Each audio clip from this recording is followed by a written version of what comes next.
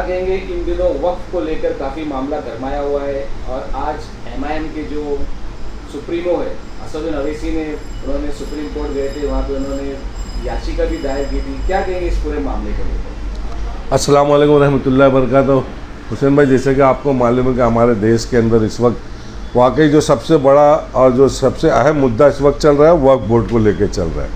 आपको मालूम है कि भाजपा सरकार ने जो प्रस्ताव ला के पास कराया है तो उसके अंदर तमाम पार्टियां तो साथ दे रही हैं, तमाम लोग हैं, लेकिन उसके अंदर सबसे पहले मतलब जो पीआई दाखिल की गई है वो हमारे पार्टी की तरफ से असदुद्दीन ओवैसी साहब ने डाले, कांग्रेस से कपिल सिब्बल ने डाले और 2-4 लोग, ऐसा कुछ मैंने पढ़ा था, तो 4 या 5 लोगों ने ये अपील की, कोर्ट में गए हैं इस मैटर को लेके।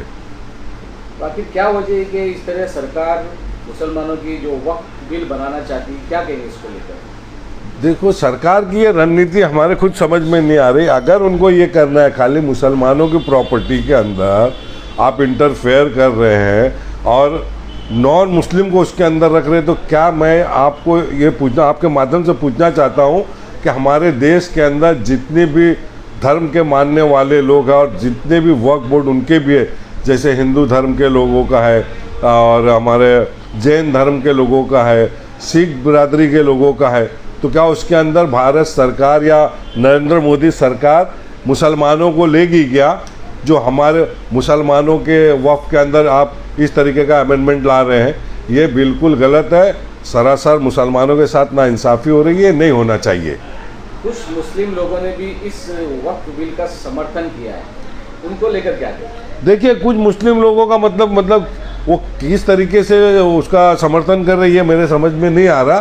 कुछ गलतियां हमसे हुई है, जो इससे पहले हमारे लोग इसके ऊपर थे वक्फ बोर्ड के अंदर, गलतियां तो हुई है, इस वजह से आज इसका भुगतान हमको भुगतना पड़ रहा है। बहुत सारे ऐसे मामले होते हैं जब उलमाओं को इसकी एक जिम्मेदारी दी जाती है। तो मुमरा शहर भी एक मुस्लिम कम्युनिटी वाला इलाका है और हमने देखा कि एमपी इलेक्शन के दौरान भी काफ़ी कुछ सामने आया था कि संविधान बचाना है तो भाजपा सरकार को दूर रखना है तो सबको एक होना पड़ेगा, और वक्फ बिल पे अभी वो उलमा नज़र नहीं आ रहे, क्या कहेंगे? देखिए, सबसे पहले तो मैं आपको ये बता दूं कि देखिए, ये हमारे अमाल है, उसकी वजह से अल्लाह ताला ये सब हमारे पे नाजिल कर रहा है। रहा सवाल जो मुमरा माइनॉरिटी का इलाका है, यहाँ के उलमा, तो मैं खुद ये चाहता हूँ कि हमारे शहर के जितने ज़िम्मेदार उलमा हैं, चाहे किसी भी फ़िरके से, अहले हदीस के हैं, तबलीग जमात से हैं और देवबंदी से है, बरेलवी से, जिससे शिया जमात के उलमा है, इन तमाम को एक प्लेटफॉर्म पे आना चाहिए और एक एहतजाज अपना भी इनको दर्ज करना चाहिए, जिस तरीके से पूरे हिंदुस्तान के अंदर किया जा रहा है। तो मुझे लगता है कि हमारे शहर के अंदर से भी ये होना चाहिए था। अभी तक ये तहरीक मुमरा से शुरू भी नहीं हो पाई है, क्या वजह है? या पुलिस का डर है या कुछ और मामला है?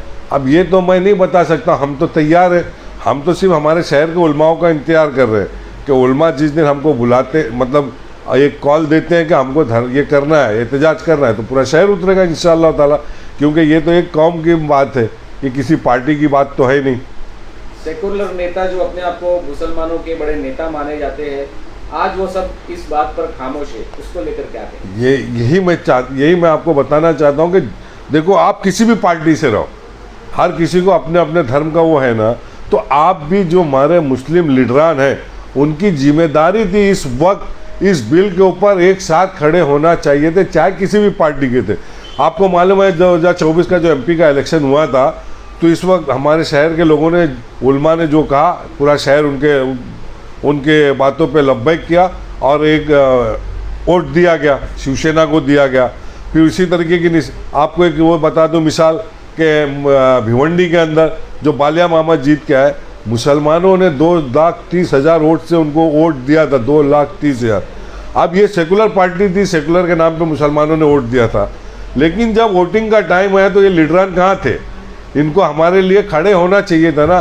तो मैं यही कहना चाहता हूँ शहर के लोगों से, या मतलब उम्मत मुसलमान से, क्या है, मुसलमानों देखो, आप उसको वोट दो, उसका साथ दो जो आपके लिए आपकी लड़ाई लड़े, आपके साथ खड़े रहे। मैं नहीं कह रहा हूँ कि असदुद्दीन ओवैसी साहब को ही दीजिए, जो भी लीडर जो आपकी बात करता है, चाहे किसी भी पार्टी का, ऐसे वो लोगों को वोट दीजिए, ऐसे लोग को जिताइए जो हमारे लिए हमारे वक्त पे खड़ा हुए। कितना नुकसान होगा वक्त बिल आने से मुसलमानों का? अरे कितना नुकसान होगा, आप देख ही रहे हो। जिस हिसाब से जो कानून बन गया, जो कानून बनाया इन लोगों ने, अब उसको बेचना लेना या हर चीज़ का सिस्टम तो उनके अंडर में रहेगा। मेरे को ये वहाँ तक मालूम पड़ा कि कलेक्टर के हाथ में रहेगा। अब कल को खुदा ना खास्ता सरकार को वो ज़मीन चाहिए रहेगी तो यहाँ से कलेक्टर परमिशन दे देगा। भाई जो भी बड़ा अधिकारी बैठेगा उस पोस्ट पे, तो जो भी सरकारें रहेगी वो अपने मुआफिक उसको बिठाते हैं अधिकारी को। तो उस हिसाब से तो ये काम बहुत नुकसान होने वाला है हमारा। जिस तरीके से आज मुसलमानों पे वक्त बिल लागू किया गया, लादा गया है, क्या लगता है आने वाले दिनों में और दूसरी कम्युनिटी के ऊपर भी ये बिल लागू होगा? हो सकता है, दलितों के साथ भी हो सकता है, सिखों के साथ भी हो सकता है। जिस हिसाब की मानसिकता की पार्टी इस वक्त सरकार जो हिंदुस्तान में राज कर रही है, जो आरएसएस के आइडियोलॉजी पे चलने वाली है, तो वो तो उसी हिसाब से बनाएगी ना, जो उनको पसंद है वही हिसाब की सरकार, वही हिसाब के ये कानून बनाएंगे। आज हमारे साथ में हो रहा है, कल इनके भी साथ में होगा। तो इसलिए हम लोग ये चाहते हैं कि जितने भी लोग हैं, चाहे किसी भी पार्टी से या जो सेकुलर सोच रखने वाला है, वो इस बिल का विरोध करेगा, मुसलमानों का साथ देगा।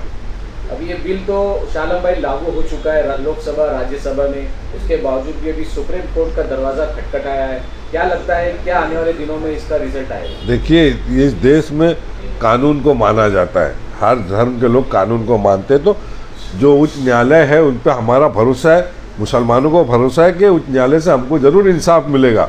इसलिए हम कोर्ट का मुंह किए है ना। कोर्ट को मुंह करने का मतलब ये है कि हमको यहाँ से रिलीफ इंशाअल्लाह ताला ज़रूर मिलेगी।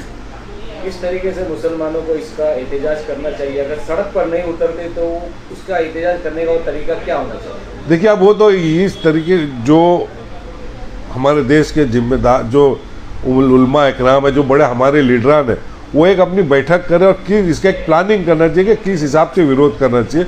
शांतिपूर्वक हमारा दीन ही शांति का है, हमारा दीन ही शांति वो करता है, तो हमको शांति से करना चाहिए। अब जिस हिसाब की लाए अलमी बनाई जाएगी हमारे बड़े लीडरान या बड़े उलमाओं की तरफ से, और कोई मैसेज आएगा तो इंशाल्लाह उसके साथ हम काम करने के लिए तैयार हैं।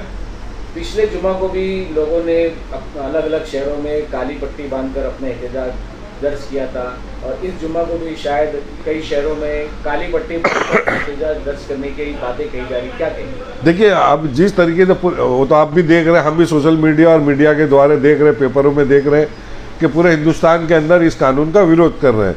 तो हमारा शहर भी कोई वो नहीं है, बम्बई शहर महाराष्ट्र के अंदर और ठाना, मुमरा, ये तो मुस्लिम इलाके, यहाँ पे भी सेकुलर सोच के बड़े बड़े लीडर हैं, बड़े बड़े आलिम उलमा हैं।